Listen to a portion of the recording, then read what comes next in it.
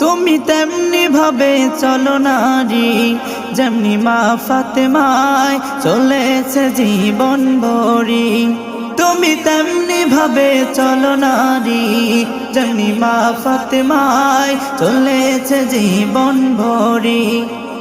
কোরআন হাদিসের বিধান মতে যদি জীবনটারে গড়ো, মা ফাতেমার সাথে তুমি জান্নাতে থাকবে গো।